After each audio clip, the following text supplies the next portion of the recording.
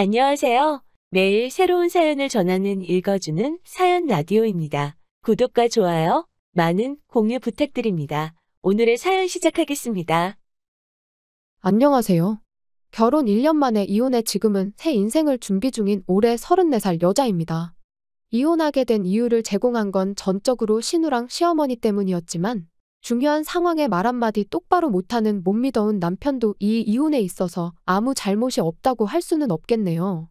남편 아래로 저랑 나이가 같은 신우가 있었습니다. 결혼도 아직 안 했어요. 제 생각이지만 아마 평생을 가도 신우를 데려가겠다는 사람이 있을까 싶습니다. 혹시나 있다면 그 사람은 전생에 나라를 팔아먹었거나 무슨 죄를 지었어도 그에 상응하는 잘못을 저지른 사람이 아닐까 해요. 25살 될 때까지 일은 안 하고 놀러만 다녔대요. 결국엔 시부모님도 하다 안 되겠어서 네가 놀러 다닐 돈은 직접 벌어서 쓰라고 하셨다고 하더라고요. 그 후 신우가 첫 직장을 가진 이래로 여지까지 바뀐 직장만 30개가 넘는다고 합니다. 회사뿐만 아니라 아르바이트 같은 것까지 전부 포함한 숫자고요. 9년 동안 30개면 1년에 서너 번씩은 직장을 바꿨다는 소리지요. 신우는 그걸 또 엄청 자랑처럼 이야기해요. 일하다가 지발로 관둔 게 더 많았겠지만 멀쩡한 사장이라면 안 나오는 게 더 돈이 될 거라며 신우를 잘랐을 텐데. 신우는 항상 자기를 담기에는 회사라는 그릇이 너무 작다는 식으로 자기 합리화를 했나 보더라고요. 자기 애가 강한 것도 좋지만 적당히 해야지. 솔직히 나이 34이나 먹고 저런 소리 하고 있으니까 자유로운 영혼처럼 보인다기보단 한심하기 그지 없었습니다. 그것뿐이겠나요? 심지어 성격도 안 좋아요. 동네에 있는 가게 중에서는 아예 신우를 출입금지 시킨 곳도 있습니다. 술 먹고 행패 부리는 건 기본에 멀쩡한 손님한테 시비 걸어서 싸움까지 하니 장사하는 사람 입장에서는 신우한테 팔아봐야 얼마나 판다고 다른 손님 끊기지 않게 출입 금지를 시키는 게 100번 나은 선택이었겠죠. 그 중에서도 제일 견디기 힘든 게 다른 사람 뒷담화 하는 거였어요. 그럴 땐 시모랑 또 어찌나 짝짝꿍이 잘 맞는지. 제 앞에서 대놓고 언니는 다 좋은데 옷 입는 센스가 없다느니 화장이 촌스럽다느니 어쩌니 하면서 앞담화도 하는데 뒷담화는 또 얼마나 잘하겠어요. 100번 양보해서 그 사람 없는 자리에서 뒷담화 할 수도 있죠. 저희가 뭐 조선시대 양반들도 아니고 채통 지킬 거 있나요? 마음에 안 드는 게 있으면 당사자가 없을지라도 그 자리에서 후련하게 까내리는 것도 방법이라고 생각합니다. 문제는 뒷담화를 하는 대상이 불특정 다수라는 데 있었어요. 가령 다 같이 어디 교회에 카페라도 간다 치면 생판 모르는 사람 험담을 하기 시작하거든요. 그것도 뭐 소곤소곤 한다면 제가 따로 말을 않겠는데 아예 대놓고 바로 옆 테이블에 앉은 사람을 빤히 쳐다보면서 저 사람은 자기 얼굴에 저런 가방이 어울린다고 생각해서 들고 다니는 걸까? 라던지 외적인 부분을 가지고 그렇게 사람을 까내려요. 얼마나 빤히 쳐다보고 얼마나 큰 소리로 이야기하는지 저는 항상 혹시나 저 사람이 시모랑 신우 둘이서 하는 말을 듣지는 않았을까? 혹시나 그거 듣고 열받아서 시비를 걸어오면 어쩌나 그런 걱정에 조마조마했던 적이 한두 번이 아닙니다. 그래서 다 같이 어디를 간다고 하면 또 괜히 쓸데없는데 신경 쓰면서 스트레스 받을 생각에 출발하기 전부터 온 신경이 예민하고 곤두서 있고 그랬습니다. 그런 인간 말종 신우를 제 동생하고 결혼시키고 싶다고 나오니 저로서는 당연히 거부감이 들 수밖에 없었고 견디다 못해 결국 이혼을 선택하게 되었어요. 저한테 1살 어린 남동생이 있습니다. 내 가족이라서가 아니라 신우랑은 비교할 것도 없이 좋은 사람이에요.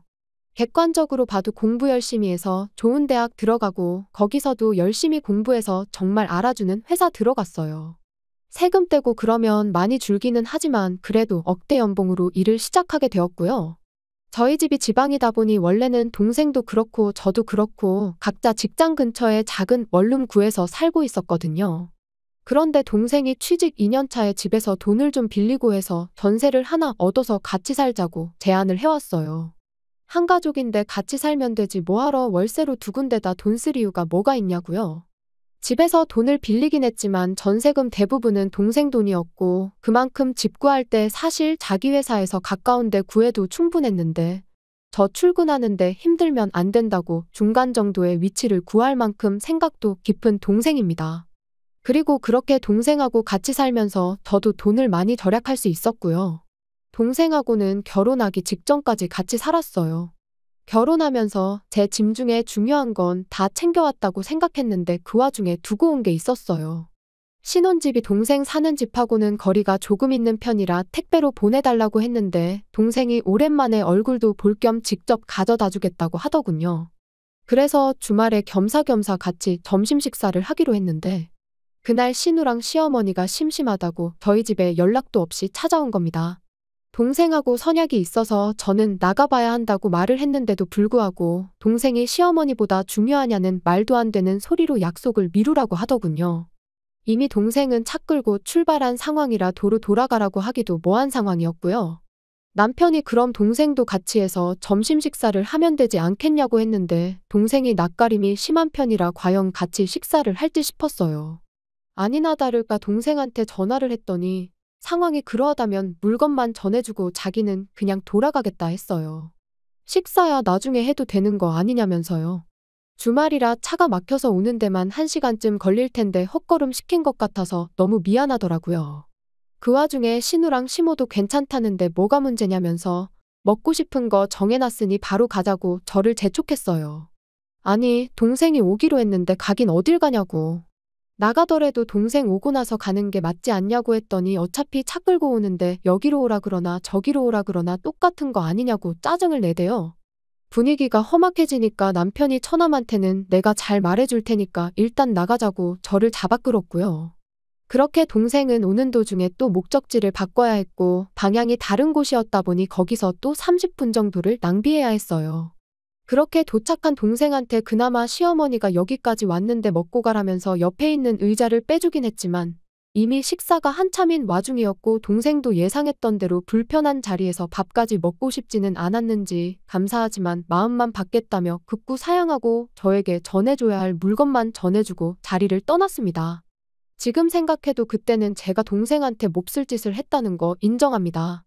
시자들이 뭐라고 거기서 찍소리도 못하고 당하고만 있었으니 말이에요.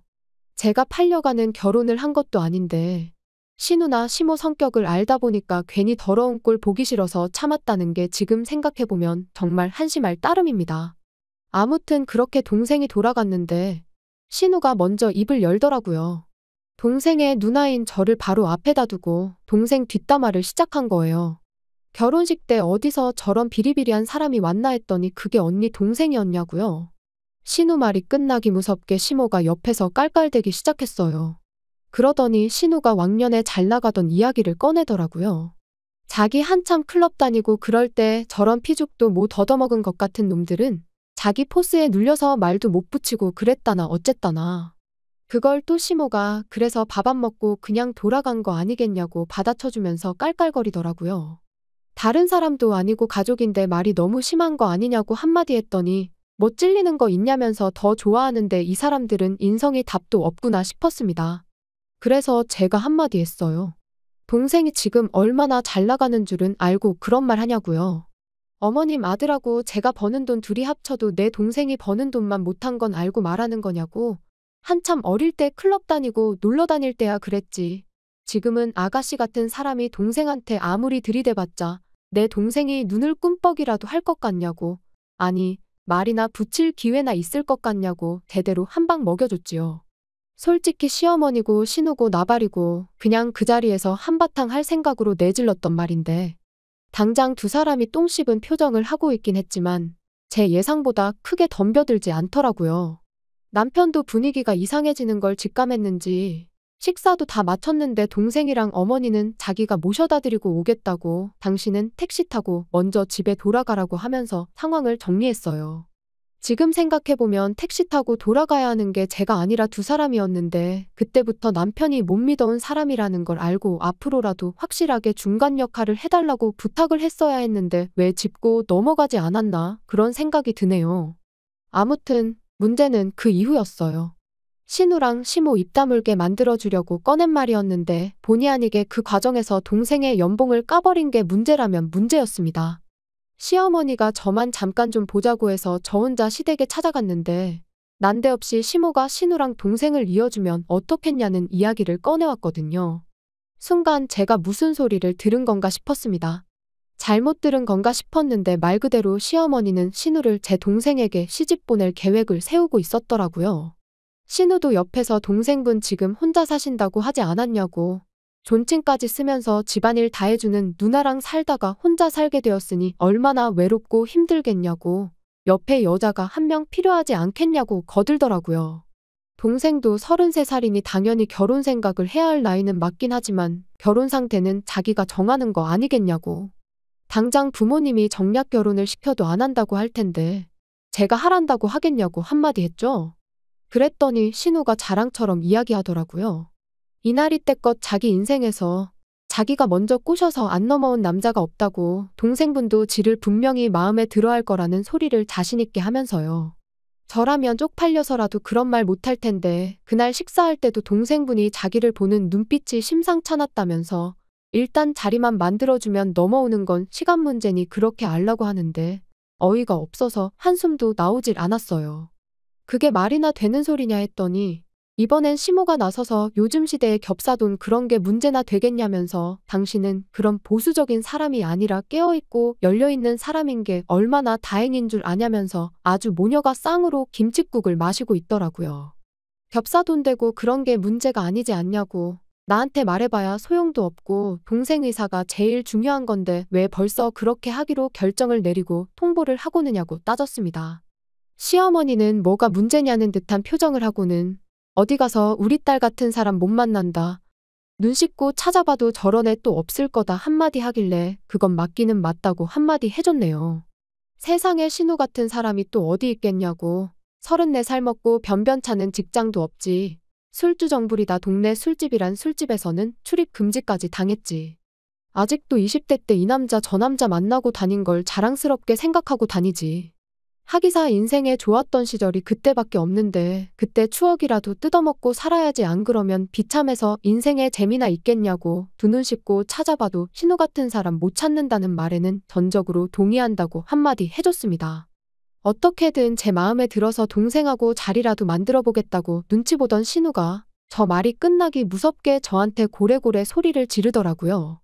그래도 오빠 마누라라고 언니 대접해줬더니 네가 무슨 진짜 언니나 되는 줄 아느냐고.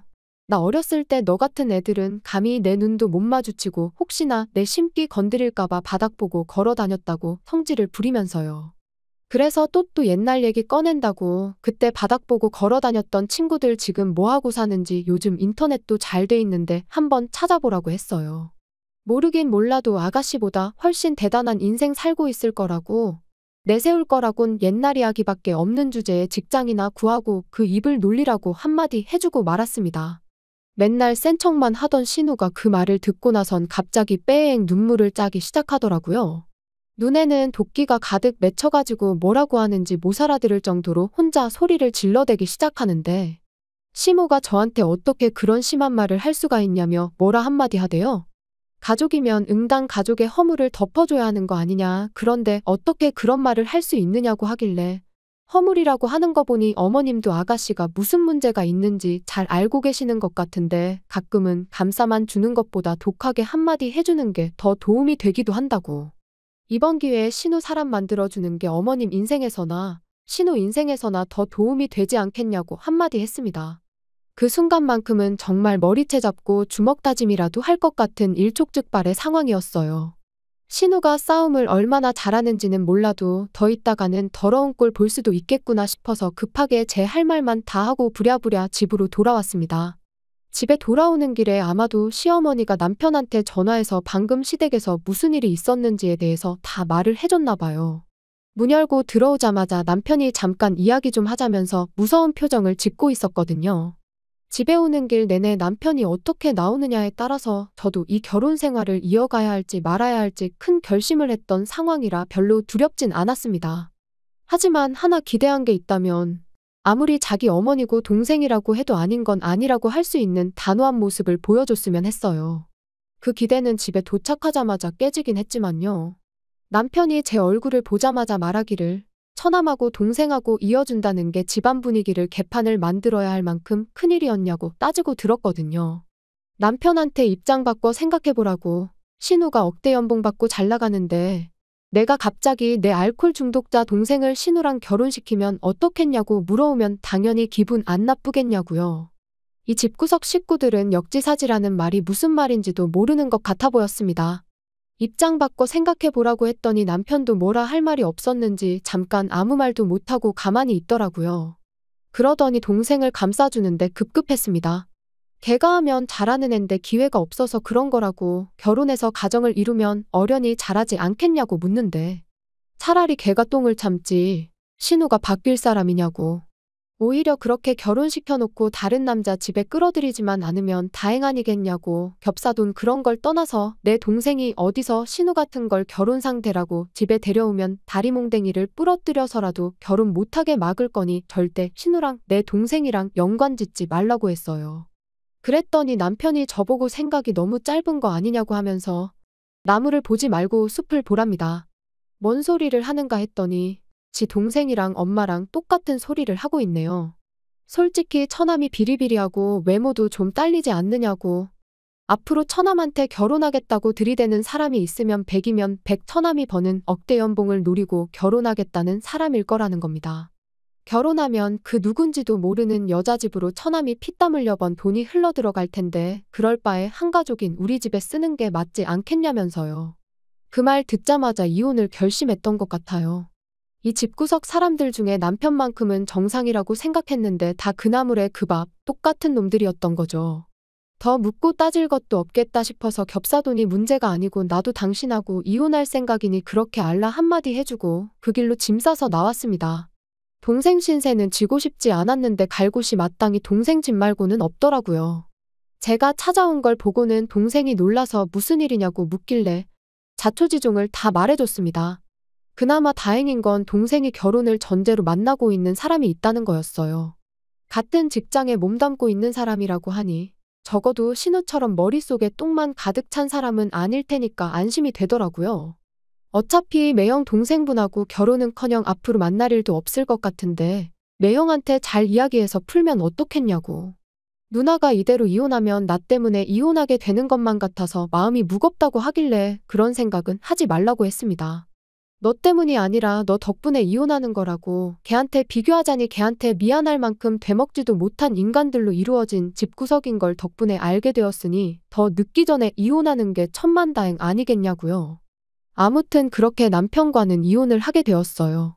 처음에 남편이 죽어도 이혼 안 해줄 거라고 으름장을 놓더니 시어머니 입장에서는 그래도 아들이 하루라도 덜 살고 이혼하는 게 낫다 싶었는지 2달도 안 지나서 결국 이혼 서류에 도장을 찍게 만들어줬어요.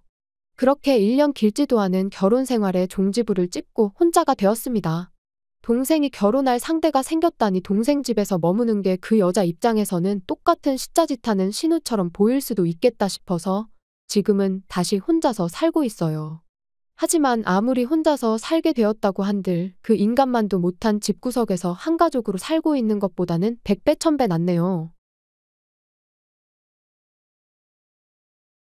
긴 이야기 들어주셔서 감사합니다. 오늘의 사연은 여기까지입니다. 구독과 좋아요, 알람 설정해주시면 앞으로 더 좋은 사연으로 찾아오겠습니다. 감사합니다.